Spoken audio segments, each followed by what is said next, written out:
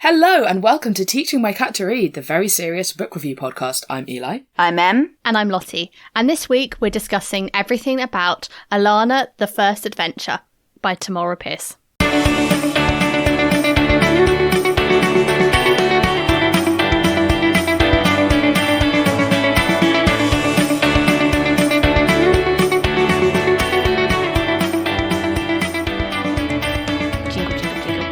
So I apologise for the quality of my voice this episode. I went out for karaoke a few days ago with some friends and my voice still hasn't quite recovered. That's okay. Damn it, you beat me to the apologies. I was going to come in here with, immediately off the bat, I lied to you guys. I said there was a magic cat in this book. The magic cat doesn't show up until book 2. He's in the beginning of the next book. Oh no. The copy of the book I have Betrayal. has that thing where it's like the first chapter of the next book at the end. And so I read that and I was like, yes, there's a magic cat. Here's the cat. I found the cat. Yes. and you know he's magic because he has purple eyes. And then Alanna's like, well, it's not like everybody who has purple eyes is magic. Look at me and my brother, the two most magical people. I was going to say, my terrible summary of this is, I'm not the main character. I'm not the main character, insists purple-eyed pseudo-orphan with magic ancestral sword I found in a cryptic tomb. Literally chosen by the gods.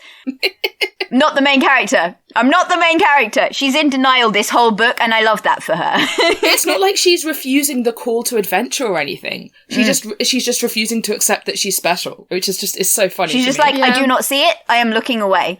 Yeah. Like, there's all these clues, there's all these hints that, she's destined for great things, or, everyone around her can see it. Anybody who's got even a scrap of magic is like, oh, you're the main character, I want to be your friend. Yeah. And she's just sitting there like, I am a perfectly normal, tiny girl disguised as a boy, trying to become a knight in a magic kingdom. I'm perfectly normal.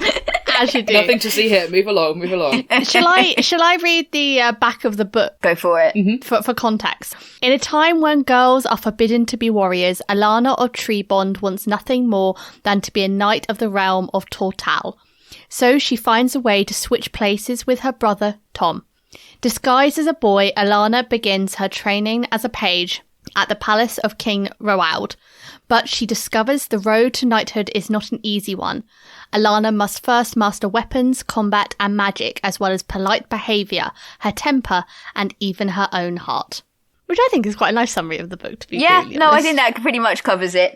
Yeah, I guess I haven't read this book before. I had not either. So, you've read this book before. When did you read this book? How old were you when you read this book? So I think I picked up... Do you know what? I actually think I read the third one first. You know how when you're in, primary school... Yeah, you read whatever they've got in the library. And they have the weirdest selection of books in the book box. Yeah, that's the most random selection. Yeah. And I think I actually read the third one first, and then went off to the local library to find the rest. My local library only had the first one, I think. I mean, that is at least correct, right? Yeah, if you're going to have one. And I think I'd actually read the whole series before I'd read book 2. And this theme continues. I read the first book in the Immortals Quartet, which is the next one. Mm-hmm. And then read the whole of the quartet after that before I ever finished the second quartet. So what I'm saying is I read this in an extremely haphazard fashion from about the age of 10 until, she stopped writing them, basically. We haven't had a Tortal book in... Actually, that's a lie. We had a Numer prequel. But yeah, the main sort of run of Tortal books has been over for a while. Mm-hmm. Yeah, because these were originally written in I want to say the 80s. Yeah. They're old. So they're old. Yeah, they're older books. And in my opinion, when I was reading it, I felt this was young adult. So if somebody else like young adult, then this is younger than that. Yeah, these are pitched younger than that, I think. The thing that struck me about this book was, things just keep happening. And, stuff that would take another fantasy book, a couple of chapters of foreshadowing just happen in this book. It's oh, and now I guess we're going to an evil city to defeat the magic, and now I guess we're doing this, and now this is happening, and by the way, I have a magic sword now, and it's just not explored, I guess. It's not it just it feels very much like almost a history of like this happened and that happened and that happened, which is not what I was expecting necessarily. Yeah. It was good, but yeah, I didn't expect the pace to be so fast. But on the other hand, I feel if this is a young adult book, then it felt a lot more simplistic in its plot compared to, say, Sabriel, just on me reading it as an adult. And so I feel it kind of makes a bit more sense, given it is basically a coming-of-age story, because it is literally her, Alanna, coming of age as she trains to be a knight over, like, the course of a number of years. And it's about 4 years, Yeah, so it has a lot happens in those 4 years, which, again, I was quite surprised it didn't delve into, but at the same time, I think it's trying to... I feel like it had a very, very long setup for a very quick bit at the end. But at the same time, when I read the afterward, I think she wrote these in one go, and then it got chunked up, so it felt a bit more like Lyriel and Abhordson. Yeah, so one of the things about it being written in the 80s was that there was a particularly, for kids' books, which I don't think these are by the end of the quartet, but they certainly are here. The publishing industry was like, kids can't concentrate for more than 200 pages at a go. So... And they're short pages. Yeah. Yeah. So I think there's a lot of like, the pacing is very off. I do think it's kind of interesting to me coming back to this, because there's so much missing from this that I consider quintessential Tamora Pierce. Okay. Which is very odd to think about. So like you guys were saying, there's not a lot of lead up to things. I think the world building is fairly generic and not not dwelt on in any depth, which is very unusual for like the YA fantasy that we've been reading for the podcast. But when I think of Tamora Pierce, one of the things I think of first is like, very well done, well researched, interesting world building that like is built into the story and, impacts the characters in meaningful ways. I think about magic systems that are really well developed and like, are doing interesting things with magic and magic systems that just, none of that appears in here. So early installment weirdness here. Yeah. Yeah. So like the first chapter of the next one that I had included is like, oh, she meets a god, early on. And I can see that, what you were saying about like the world building actually impacting the characters. I can see that going down that route of like, she's actually now getting to engage with sort of the fundamental building blocks of the world. Yeah. One other thing that stood out to me was like, all the adults are like observing her very much obviously being like a chosen one of some kind. Like she just goes to like get a magic sword from this guy, the ruins that this guy owns. And like, he just kind of is just like, And there are a couple throwaway lines like, oh, he's staying up late thinking about it. But it's just everybody seems to treat this as being very, very normal. Yeah. And it's not clear how frequently chosen ones come along and just manage to pick up ancient swords that have got all kinds of magic. Yeah. And like there's this one bit like in the picking up of this magic sword, she's just like, oh, she just accepted death and then didn't die. And it reads like it's meant to be incredibly impactful and like profound. And I did not understand at all if that's going to come back somehow, what that meant for her characterization. So that's interesting because, like, the thing that jumped out at me about that on a reread actually was that, the Ursula K. Le Guin jumped out, in that I think in some ways that's most supposed to be Alanna's reckoning with her shadow. Okay. But I don't, because I think it's, how to say. All the other stuff happens so fast that it's sort of in this, And it's something I think it does kind of come back in book 2, in that one of the things about the conversation with the goddess is that they establish that Alanna has 3 key fears that she's going to have to face in order to become a knight. And I think in some ways you could tie this to being a sort of, I don't think necessarily intentionally, but I think it's prototypical of that. It's kind of, it's an attempt at that sort of idea of thinking about Alanna's character development in terms of fears and overcoming fears and what that looks like. Yeah. I don't think it's come up anywhere else in the book.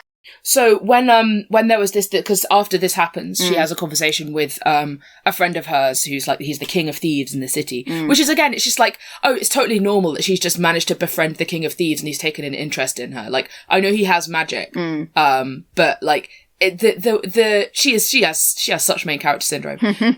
And he's sort of making a point of saying that she accepted death. And and that she accepted that she was going to die. And also that she accepted the sword, that like the sword was sort of a gift or a responsibility, and that she accepted something from a higher power. And that a lot of her character so far has been about not accepting things, like not accepting that's true, yeah. what the future that's laid out for her, not accepting that she just has to deal with the bullying of this one boy or ask for help or do, like, very determinedly doing things her own way. So that was sort of where I ended up with it being like, I guess this is like a point about her doing something that's not in her nature. And that was what allowed her to survive. Yeah. Or like how unusual it is for her to just accept something, accept a destiny even, because like a lot of this, it's not so much that she refuses her destiny in so much she refuses to admit that she has one. And this is kind of standing in contrast to that, in that this is one of the few times we see her accept something like that, something inevitable and bigger than her. And that just isn't brought up again for the rest of this quarter of the, like this one of the quartet. Yeah. So I'm wondering if it comes back later. As a significant thing that she accepted this and that means something, or if it's just kind of left. I don't know. I think it's kind of left. But I've been rereading, I finished book 2 and I'm most of the way through book 3, and I don't remember it really coming back. The sword continues to be a thing. The sword and her relationship to the sword and how magic the sword is, that continues to be a thing. But the significance of her having accepted it and like having been about to die and then not dying, and that's the only reason she's even still alive, and it just seems to be unexamined in the same way that the adults seem to be not examining the fact that she is clearly super magical and special. Yeah. See, it's interesting to me because I think there's some aspects of this book where I noticed some long-term plotting that I hadn't as a kid. And was going, that's kind of fun that that's set up this early. And then there was a lot of stuff where I sort of went, actually, this plot just feels like a lot of like, I thought this would be cool, strung together. Yeah. Which is fun and fine. I will say that from the opening, when it's like, she's got red hair and purple eyes, I was just like, here we go. In the afterward, she said she began in November 1976 and finished in March 1977 and had a 732-page manuscript. We're absolute beast of a thing. And there's a couple of points that because I really loved the first introduction because it was really like quick, right into it. Yeah. I think that it's a really solid character intro, and there's beats in there that I absolutely adore, like the whole that they've basically been terrorizing anybody in the castle they don't like with hallucinations. They're such goblin children. I loved the really fast introduction. I think, because I was having a reflection, I was thinking, would I have read this when I was younger? And so when I was about 11, I picked up Wheel of Time, I think, when I was 11. So for context, I read Sabriel in primary school. So I think if I'd picked this up, there were references to the time that this was written, and I made a note to cuff them. It was like using "you throw like a girl" or phrases like that, which were peppered. And it's obviously from a cultural moment when that was at the time of this was written. And so I made a note that like Alanna felt that she couldn't be both a girl and strong. Like a reference like, people will think I'm soft and silly. And especially at the start, I think there's one reference that's, you can't do that because a girl can't do that. And I know like little Lottie probably would have gone, I don't want to read that, which sucks because I think the underlying message of this book is really actually quite cool. Oh yeah, and I mean, the thing is that people are saying that specifically because that's part of what Alanna has to overcome. And I think this is, I mean, one of the things I think it's important to remember, just because of how old this book is this was groundbreaking for when it was published. Like, this is very feminist. I mean, and still is in that way. And the fact that there's just a woman protagonist for a kid's fantasy at all was huge. Oh, it's huge. And the fact that the book is so interested in talking about that. You know? And that she's being a protagonist in a masculine way. She's not her brother. She's not the sorceress who's frail and delicate and whatever. She's learning to fight and to beat kids up who are like 4 years older than her. Yeah. And there's a lot of, for a kid's book, I think there's a lot of really interesting stuff about like, and I think the stuff that would have been more relevant to the feminism of the time than it maybe is now about stereotypes and about the difference TM between men and women. And it's something that Alanna talks about a lot later. She just said, there's not as much difference as people think. And that's very, very forward. Yeah, and sort of the internalized misogyny. Yeah. And even things like, I don't know, it was really radical for me to read a book that mentioned periods at all. That's also fucking huge. And it's something that, like, books got banned for. And, like, as a thing that isn't, oh, magical, you're a woman now, but actually something that's distressing and unwanted. Yeah. And I think the fact that maybe it's something that we talk about less now than maybe feminists did back then, but, like, the fact is that, like, I don't know a lot of people for whom, like, a lot of AFAB people for whom that, the getting tits, getting periods, any of that was, like, even just a chill time, I don't know anybody for whom that wasn't fraught and stressful. Even if you had the least painful periods and the most regular period and none of the other crappy symptoms, or I don't know anybody who had that and was like, this is cool. It, at least a little bit. This is great.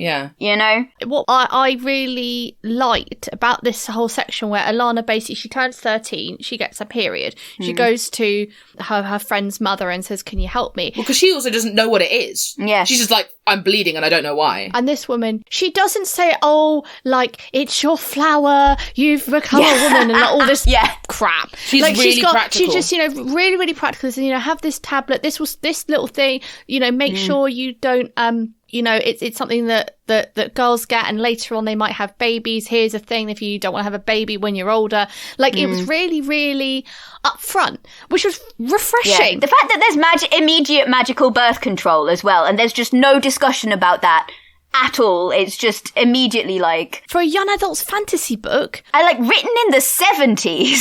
Not only written in the 70s, but like for a young adult, young adult. Like, this isn't 15-year-olds. This is for 11-year-olds who would be getting. It was great. Yeah. I really appreciated. And when Alanna is like, I don't want to have kids, the woman is just like, yeah, lots of people say that.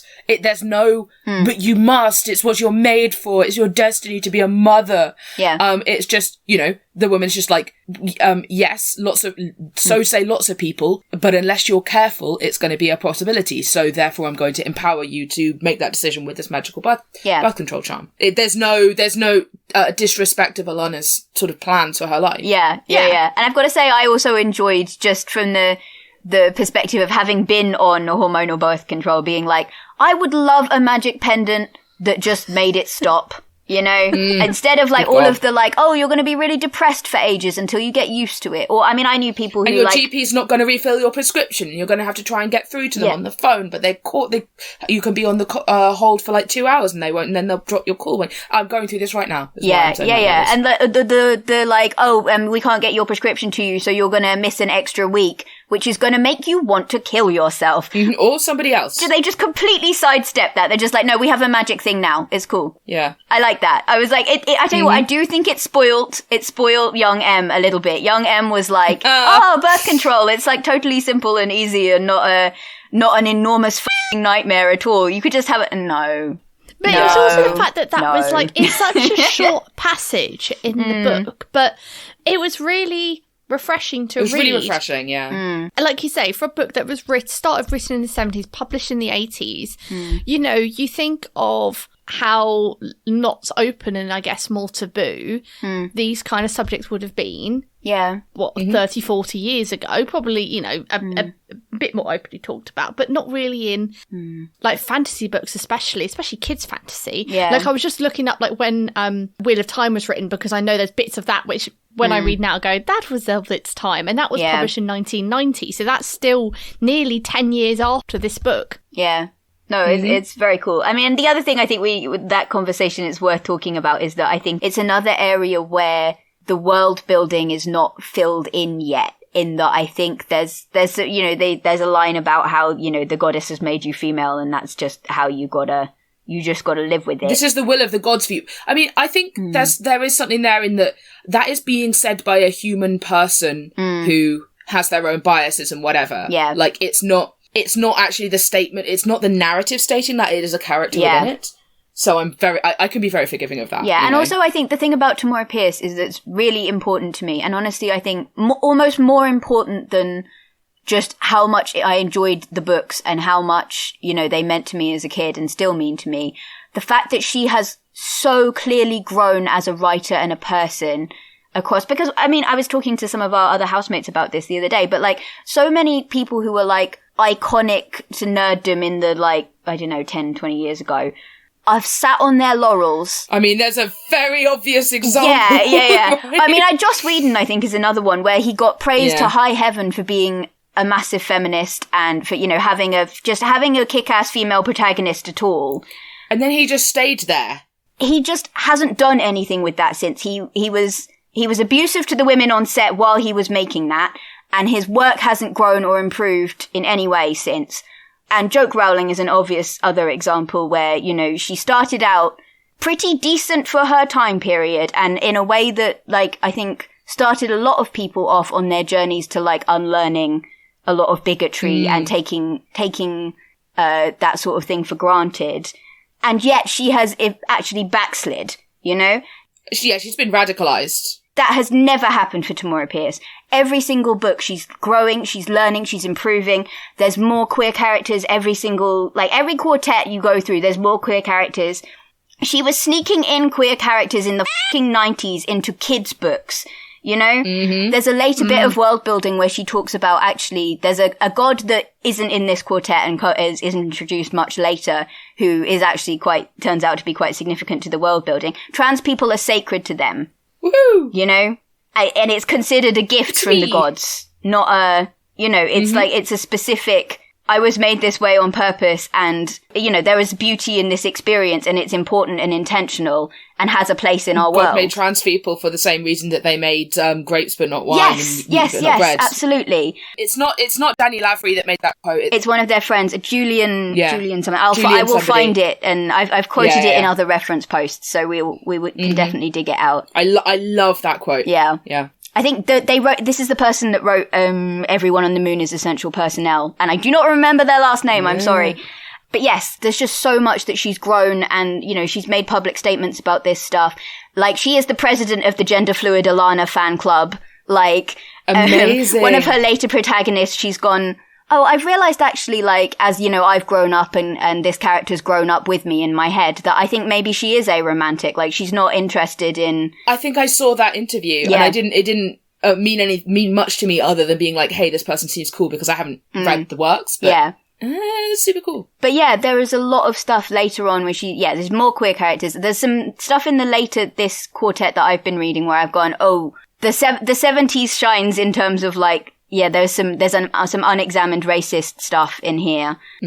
But that is also stuff that has gotten, you know, the further through her stuff you get, the less and less you see that. You can see her taking on feedback and learning and growing, and that's, it's really important to me. And re-examining biases. And it's not nearly as common as we would like it to be in our, in our writers, in our creatives, in our politicians, in ourselves maybe even. I'm not as good at it as I would like, and, you know, it's been her whole career that she's been doing that. Mm-hmm. Yeah, and I think it's quite cool. I knew that this was a quartet, but I didn't realise there were other quartets after this quartet. Oh, yeah. And it's, that's quite cool, like, having one author, like, focusing on that one. Like, it's clearly this world that she's built is a labour of love, because, you know, she stayed at it rather than, you know, writing lots of other quartets for other kids' books. It's in this universe. Yeah. And actually this brings me on to something I wanted to say. So my sister is also really into these. We've read them together. She's stolen the Immortals quartet from me, and she insists that the Protector of the Small was hers to begin with, which may or may not be true. But I told her we were doing this for the podcast, and she was like, why would you start with Alanna? And I'm wondering now if maybe this is the colour of magic. Tamora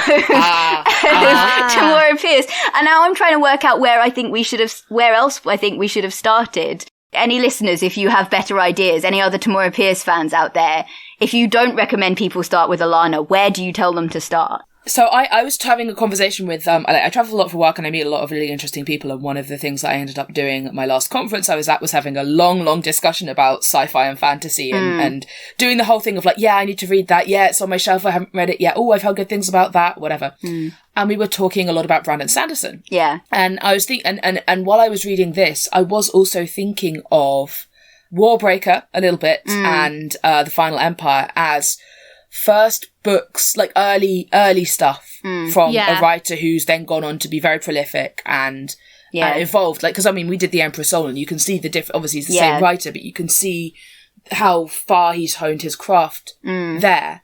And then we were talking also about The Colour of Magic in the same way, and that it's just an interesting thing that you can see over and over again. And I wonder if there's something about fantasy writers that brings this out. Maybe as a medium, or as a genre, it's got a barrier to entry that permits people to write things that are readable while still being fairly fresh to it. Yeah. Or something like that. But then I don't read a lot of like literary fiction, for example, so I can't actually comment on the comparisons there. I guess with fantasy, like, for example, with Brandon Sanderson, you know, he's got a very, very hard magic system with rules that I guess with Way of Kings, which is the one he technically started writing first, and someone might correct me if I'm wrong on that, but it's at least one of his early works that has gone through a lot of revisions, but it wasn't the published one, because the publishers looked at a 1,000-page fantasy book and going, are you actually having a laugh? So similar market forces as Tamora Pierce was dealing with, really, yeah. Basically, yeah. And so he went and expanded it, but with, say, Mistborn, you could tell that he honed in the like Cosmere references, because he was unsure if they were even going to be more published after that point. Yeah. And so they were individual stories. And I guess so similarly, like, you know, she wrote a 700-page manuscript for a young adult kids book, then having to chunk it into 4 places. Yeah. I mean, even it was only the last Harry Potter that got that long, really, right? Like, even the early ones didn't get that long. Yeah. Even that last Harry Potter book, like, you read the first one, you read the last one, it's a completely different tone of writing to a degree, because the first one was for kids. It's been edited for very young, young children. 8-year-olds. And then by the time the last one came out, the 8-year-olds were 17. Yeah, exactly. Yeah. So, like, the tone of voice in this book is definitely, like, simpler, in air quotes. It feels much more for a younger young adult than, like I said, Sabriel. It's quite straightforward. Yeah. Yeah. Although I've got to say, I don't think that's a quality that her writing actually loses. I think she has a very straightforward, direct way of saying things that manages to be powerful in its simplicity. But I think that's also, like, that's something that I think she's honed in later stuff. I will say, having just done Gawain, like, some just straightforward prose was, I appreciated that. Yeah, it's good. I mean, it is very readable. You do kind of clip along through it, even if that, you know, it's not cohesive in the way that something like Sabriel is. Yeah, like writing, I feel, fantasy for young children is potentially one could argue a more difficult task than writing fantasy for, I guess, young adults, teenagers, and then like adult. Or writing something set in our world, right? Because as soon as you want to do nuance, suddenly you're trying to do 2 things. You're trying to bring them into a new world and make it nuanced. Whereas if you know, whereas you can do that far more easily when they are already familiar with the world. That's why fan fiction is easy to get into for people who are starting writing, because your audience is already familiar with so many of the components you're using. And I've got to say, I do wonder if this is another way in which we're supposed to read this, in that I don't know very much about what the, like, kids fantasy genre was doing in the 70s and 80s, but I feel like the fact that this world is so generic, and like you were saying, well, you know, we're just expected to, like, be like, oh yeah, King of Thieves, totally, that's a standard thing in this setting. You know, there's a few... Well, the thing that I was surprised by was how everyone seemed to just take it for granted and see that it was completely non-noteworthy that this kid has become friends with him. Yeah. But yeah, I mean, I guess what that brought up for me then maybe is more the, like, they just expect you to be like, yeah, obviously there's a King of Thieves. Yeah. Obviously the gods meddle in our lives. You know, and I think I wonder if in some ways it's doing with genre tropes that we're kind of missing what fanfic is doing with existing world building, in that it's not doing a lot of world building because it's expecting us to fill in the blanks a bit. And I guess for young kids, for kids, they, I mean, they're like 8. They only have 8 years reference of the entire world. You know, they won't be able to pick up on that nuance. I guess we said about like Discworld, for example, you can read it as a kid and you won't pick up the nuance, and you'll read it as an adult and potentially get something different out of it because you'll get that underlying. Well, I mean, there's a load of puns that you just don't know the material for. Yeah, right? Like, you won't pick up, and this book strips that all away. So a kid will know, okay, they might have they understand like the concept of like a religion which has a god, and the god is powerful, and they have an understanding of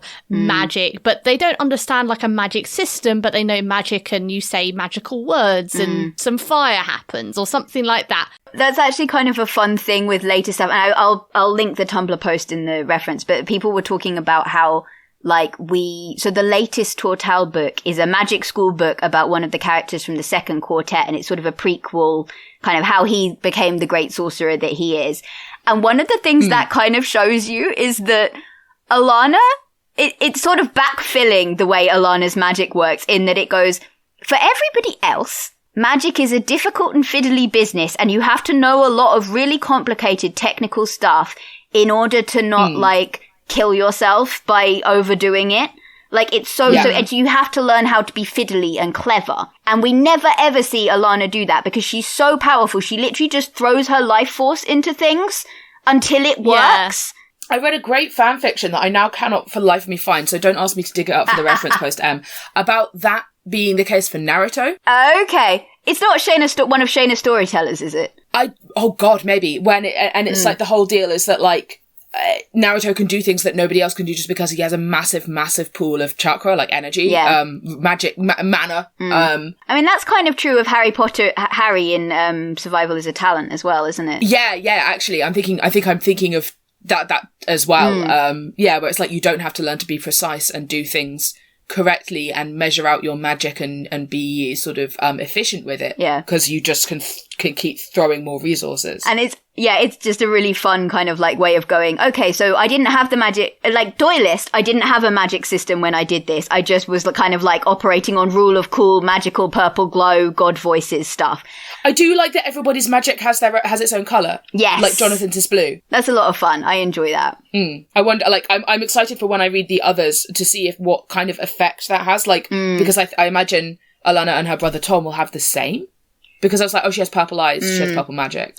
And there's some fun stuff so Immortals Quartet is the one that really kind of initially fills in the magic system for you. Because it's about a girl who has a different kind of magic. So there's the gift, and then there's wild magic, which is kind of the magic that's inherent to like animals and trees and... Oh yeah, you have to roll a d20 every time you do a spell and... Yeah. And so that's another sort of somebody coming into their powers and coming into their own story. So it builds in a lot of the magic system by her learning about it, which I think is done very well. But yeah, I just really enjoyed the idea that like, from a Doylist perspective, there isn't a magic system because Tamora Pierce was just working on rule of cool generic swords and sorcery rules at that point. Yeah. But from a Watsonian perspective, Alanna is a feral demon who just throws enormous amounts of power at things until they do what she wants or explodes, which is extremely in character for her. But like everybody, there is a magic system. It's just she's totally ignoring it to like to just go nuclear option on everything. Like that kind of like level of magic is sort of what if you asked a kid, oh, what would magic system be? That is probably what they would say. Yeah. And another thought I had, which was in this book, she goes to the school for pages, squires, that's the word, and she gets quite badly bullied by some of the other guys, and it's really nasty. Well, it's like one particular dude. You know, one of them breaks her arm. Yeah. Like, and I'm thinking, you know, kids are assholes. Like, they are assholes. And so reading it, I started going, oh my God, this is brutal. But then I think, oh no, wait, like, my time in school was pretty... Yeah. Like, this does happen to kids. Yeah. It's one dude being an arsehole to her. It doesn't have the aspect of bullying that was like what I experienced as a kid, where it's like everybody hates you and everybody thinks that you don't have, like, because she has friends. Yeah. Which is, I think, a big difference or like that's sort of, like her friends are willing to throw down for her at a moment's notice. It's a different kind of bullying, and it's very interesting to contrast with. So The Protector of the Small Quartet is the third one, and it's about Tortal's second Lady Knight. And she's doing it openly because Jon changes the rules when he becomes king.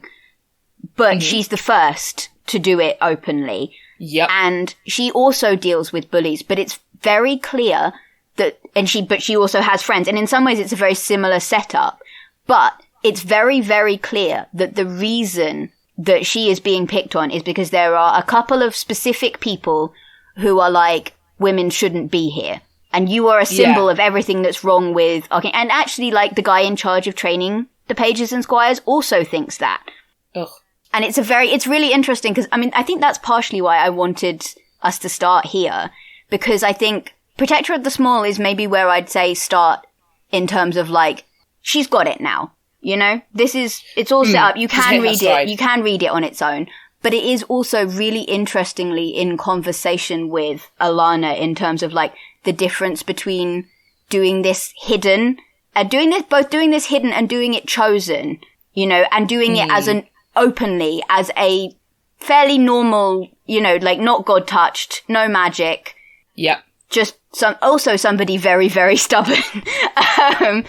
But yeah, it was interesting that the bullying's set up similarly, but like the motivation's clear. Yeah, I think there's something there about like being out versus being in the closet as well. Like both come with their ways of suffering. For whatever angle we're taking about, like being open about having a disability or like neurodivergence or queerness or gender, whatever. Sort of, I guess, gender in the sense that, like, I don't know, would you say that Alanna is a queer character in this?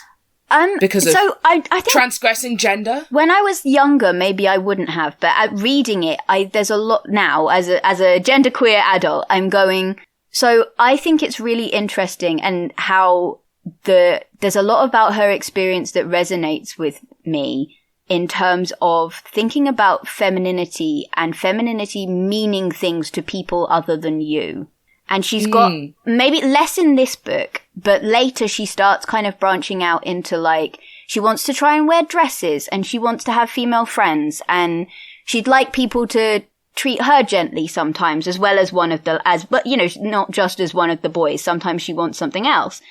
Without curtailing her freedom. Yeah, and there's a lot of kind of the discomfort of trying femininity when it doesn't come naturally to you and it's something that you're interested in, but you're also scared of. And there's these sort of rules that you don't fully understand about doing it right.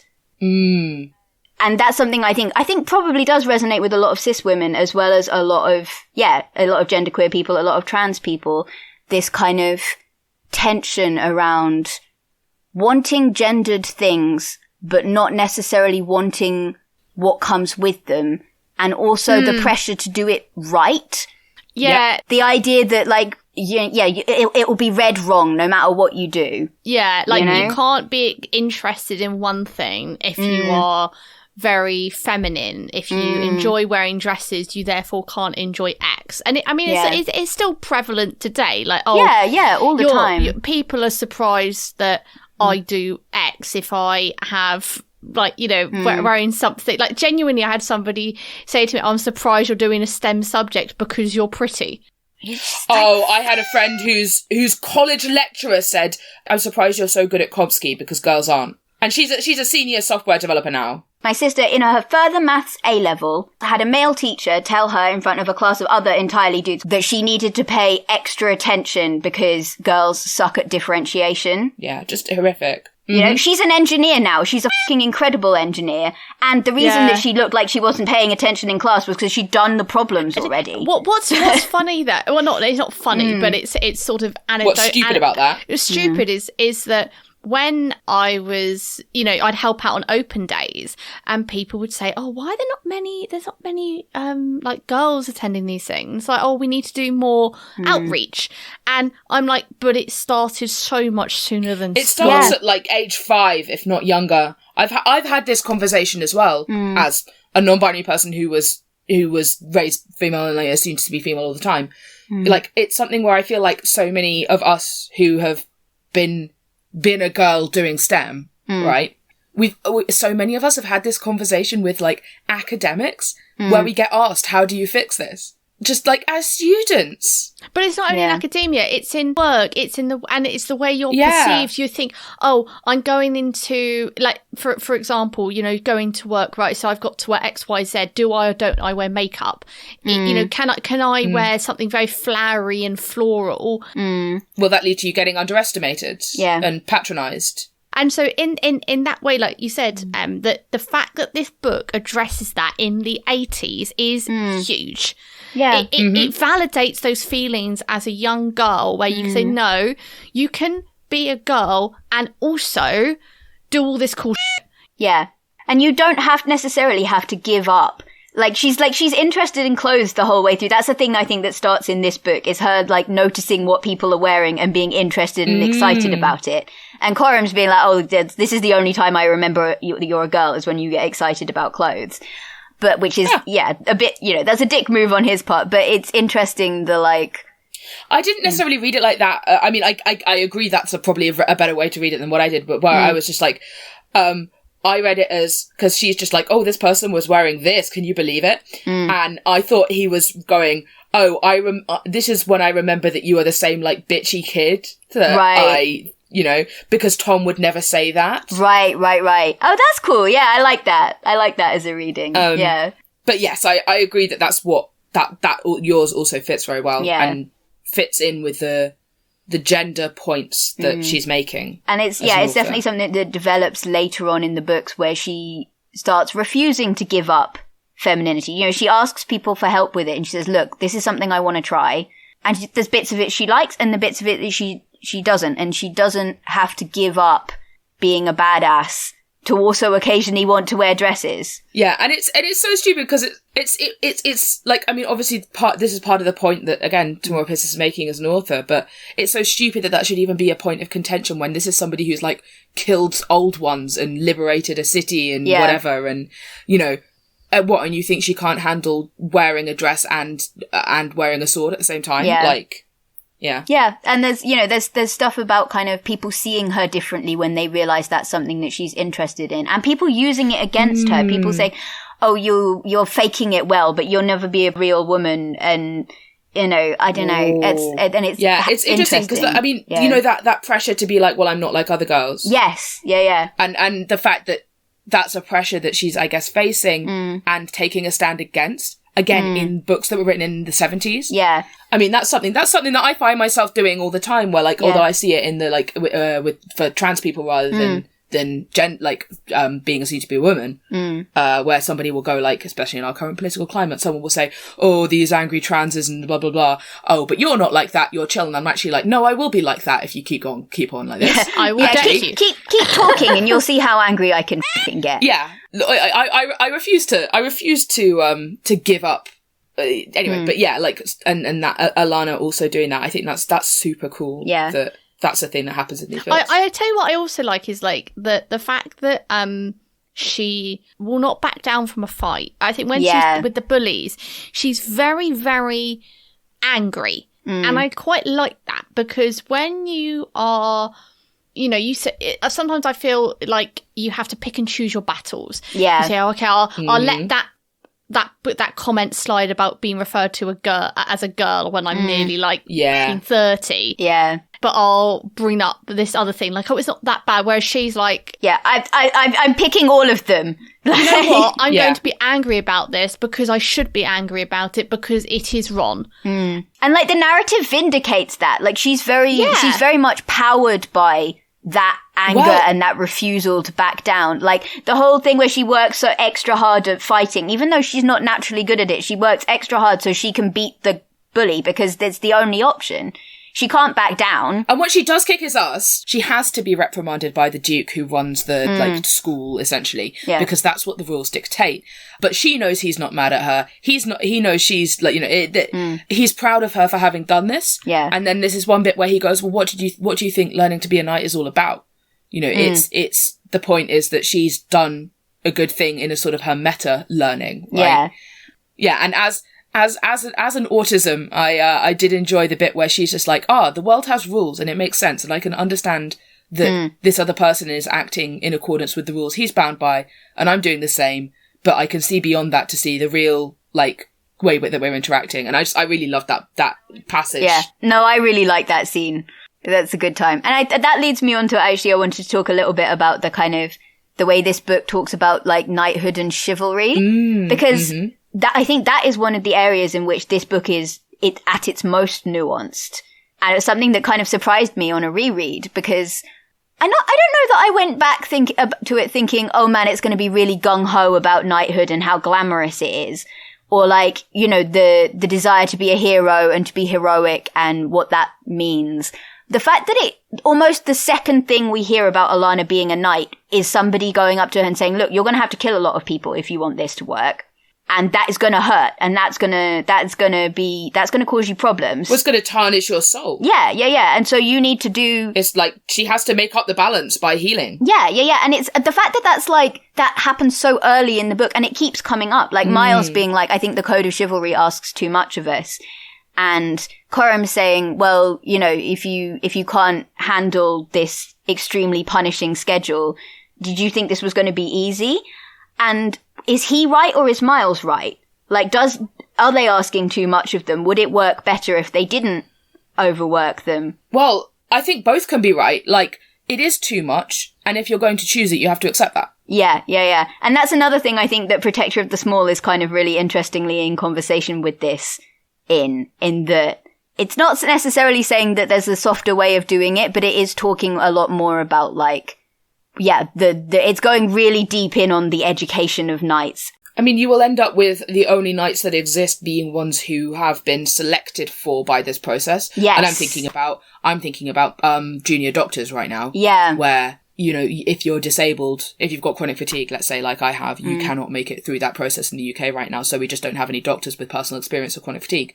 Yeah. Right? And that's a problem. And I sort of wondering about, like, what would the corollary to that be in this world, right? And I mean, it's one of the things it talks about is kind of the sort of the fact that knighthood's only open to nobles, and that's something that the later books kind of even out on, is that there's equivalence for different classes. There's different fighting forces and different careers open that offer the same kinds of things and hold the same kinds of responsibilities that don't require you to be a noble. Mm-hmm. But yeah, it's, I was just kind of taken aback really, because again, like, you know, you come back to this book as an adult and it's, you know, it's quite, you're right. It's like, you know, it's quite simple in a lot of ways and it's not as nuanced and there's not as much world building. But the fact that it goes so hard so early on, yeah, knighthood is cool and it's important and like, it's like a good goal for our heroine to have, but also, hey, like, part of the point of it is killing people. Part of the point of it is doing violence to people. And you can't get away from that. And you have to decide how you're going to live with that and whether you want to make it up or if there is any way you can make it up. And like, yeah, what does that process ask of you? You know? And like, yeah, I just wasn't expecting it to go so hard on that in the very first book of this kid's book about dressing as a boy to become a knight. Like, I just thought that was really cool. I'm really excited to read the rest of this quartet and like read I more agree. bits, especially because like, can we put it on the long list for the next absolutely. shortlist? Yeah, definitely. And I'd be really keen to like also, if we like move on to some of the later ones as well, because I do think like the next book, there's a massive jump in terms of like the world building and the magic system and like the narrative style, and I think you guys are really going to enjoy it. So yeah, I'd be mad keen for us to keep doing this. Yeah. So, fun bits. Yes. Who should get the word? Coram. Yeah. No, I think every time Alanna makes him threatens to make him see like giant spiders everywhere and he should get to tell her to off. Yeah, I like that. I like that very much. Or like somebody watching that final fight with Rallan of Malvern, the bully, and just like, you know, jaw drop. Who saw that coming? This tiny kid, just decked this guy twice his height. What the Amazing. Gaslight gatekeep girl boss? I mean, Alanna is girl boss, I feel like. Yeah.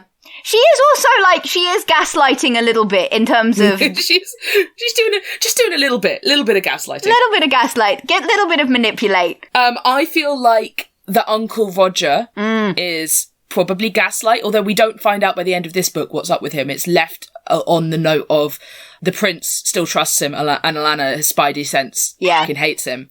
Yeah. But I feel like he's certainly not telling people everything, right? So that means he can be gaslight. And like the whole institution of knighthood in Tortal is technically gatekeep, right? In that they won't let women be. Yeah. Mm-hmm. It's really interesting actually, because like there's a couple of books that are set like 200, 300 years before this that were written a lot more recently, and that's back when lady knights were a standard thing in Tortal.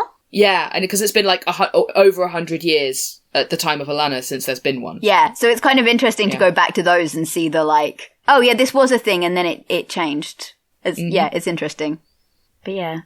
I think mansplain, manipulate, male wife. I want to elect Jonathan for mansplain on the basis of later books, but I feel like that's not fair. But yeah, Roger could easily be mansplain, I think. Who is male wife? Like the king? Ha! Yeah. She's the only wife we see in the whole thing. No, she is, right? Yeah. Huh. Yeah, they're really just I mean, that's kind of, it makes sense for what the book is, but there just are not a lot of women in it. Yeah. I think a lot of Alanna's friends grow up to be male wife. Right. I feel like they will be platonic male wives for her as well. Yeah. That's our friend. Don't f*** with her. It is extremely funny to me that they flip the script on the emotional intelligence in this, and she's like angry, repressed, in denial of all her feelings. And literally all her male friends are like, feel your feelings. It's okay. We're here for your emotion. We're here to support you emotionally. And like behind her back, they're sort of going, oh, well, you know, we really want to beat up this guy who's bullying our friend, but we know that our friend has pride and wouldn't want it if we went and fought their fights with them. And so we're going to like respect the process. It's so funny. And these are like 14-year-old boys as well. It's so sweet. And they're all just like so emotionally in tune with her and being like making these like really emotionally mature decisions. And she's just stomping around like, I'll f***ing fight God, I don't care about her feelings. Yeah. What would our darling dear Gothmog give this book out of 10? Keeping the integrity of the cat rating. There are, unfortunately, no cats in this book. So no, there's a cat in the first chapter of the next book, but not this one. There aren't any animals, really, apart from the horses. And that, I tell you what, that's a thing that changes in later books. The later books, there are so many animal companions. It is wall-to-wall animal companions up in there, and I love it. So there's lying. There is a lot of lying. And there's violence. I feel like all of the Court of the Rogue are cats. Everybody Court of the Rogue associated is cats. Yes. I want to go with a 7. There's room to grow. See, maybe even a 6. The thing is, I want to, but I think I'm doing that on the basis of later books more than I am. Like, it's not, for a book that I do think is still, like, quite a fun read, it's not high on shenanigan. That's true. There's, like, background shenanigan. Like, we hear about, like, some of her friends are grounded because they pulled pranks on people and stuff. But we don't actually, like, we're not involved in the shenanigan in narrative. And, like, a lot of the lying is for noble purposes and not selfish gain or mischief. And it's not, like, fun lying. Like, Alanna's not having a good time with the lying. No. She's, like, deeply stressed and has massive imposter syndrome about the lying. So... Yeah. What about a 6? Do we lower it to a 6? I'd say a 5 or a 6, I think. Yeah. Let's go 5.5. Split the difference. 5.5. Oh, unless, Lottie, you want to go down to 5. That brings it down to a 5 overall, then. I'm good with that. No, I'm good with that. Listen, I love this book. It's allowed to have a mediocre cat rating. My love for it will survive. Yeah, the cat rating is not our rating. Like, we've had this before. Yeah. We must maintain the integrity of the cat rating. Exactly. It means we have to fire lowering gunshots every now and then. Yeah. Guys, what else have you guys been reading recently? Apart from this book? Or consuming, that is, book related. I reread the fanfic that I talk about all the time, and it's been in another reference post for an episode in, like, the first season, which is somebody decided that they were going to finish off A Song of Ice and Fire from, like, it's not the most recent book, but it's the one before that. They were like, okay, this book ends, my fanfic begins, and I'm just going to do what George R.R. Martin won't and finish the series. And it's fucking incredible, and I say this every goddamn time. But so I've read that recently. I just wanted something to kind of take me out of myself for a little bit. Nice. And it was perfect for that. I mean, I read book 2 and 3 of this quartet. That was up there. I also read a new KJ. Well, I think it's a relatively new KJ Charles. And I didn't realize going in that it's about the older brother of the main characters in The Gentle Art of Fortune Hunting, which is one of my favorite KJ Charles's. And I'm going to find the title because it's on my Kindle right now. Thief in the Night by KJ Charles. And it's a very straightforward one. Very quick read. I enjoyed it immensely. Very soft. Lots of fun. Classic KJ Charles, really. I've nearly finished Men at Arms even. Hey! And I love it. It's so funny. And just every time I finish a Discord book, I'm like, I'm going to read another one or listen to another one. Yeah, I that's listen how to it them goes, and then it's 3 on the a.m. train. and you haven't slept. And it is such a fun time. I cannot, if you have like a really long commute like I do, I highly recommend Discworld because it will just make you laugh loudly on a very quiet, very early morning commuter-based transportation system. People look at you and go, what the hell is that lady on? And I'm like, I'm sorry, it's Discworld. They're my go-to, like, waiting room book because nothing, like, de-stresses like laughing at a stupid Pratchett pun. They're distracting. They're so distracting. Yeah. Yeah. I can't remember if I said last time that I finished the last book in the second era of Mistborn. I think I did say. Yeah. So I finished it and it was, so many feels. It's the first time in a long time that I've stayed up till about midnight reading a book because I'm like, I should get up to work tomorrow night, but I need to finish this book. So thank you, Brandon Sanderson, for getting my mojo back with the whole reading thing. I don't know, it just hasn't happened in a long time where I haven't read a book that late, because normally I'm quite sensible and like, I'll read it tomorrow, and with that I was like, no, I need to know now. That's my usual KJ Charles reading experience, actually, is I'll be like, I'll just have a chapter before bed and then it'll be 2 a.m. and I'm halfway through the sequel. I'm like, I'll just keep reading this whole... It's fine. It's fine. Sleep is for the week. It's cool. And actually, I've just realised that actually kind of ties in, because I've realised that our next episode after this one is our mini episode, which is on the Final Empire. And then our next full episode is we're going back to the Old Kingdom with The Creature in the Case by Garth Nix. Woo! Which I'm very excited about reading, because I haven't actually read that one. Oh, it's so much fun. You're going to have a blast. Be excited. But yeah, thank you all so much for listening. Remember to follow us on your podcast platform so you never miss an episode. And if you did enjoy this episode, please consider giving us a like or review. It means the world to us and it does make us happy in our souls. You can also connect with us on our socials, which I think are all linked in the description box below, or email us teachingmycattoread@gmail.com. And remember, we have got a Q&A episode at the end of this series, so please send us in your questions. We like your questions. And we will add them to our giant list of questions so we can compile them together for our Q&A. But yes, say hello, send us a message, and recommend us some books to read. Big virtual hugs, and we will see you next time. Bye.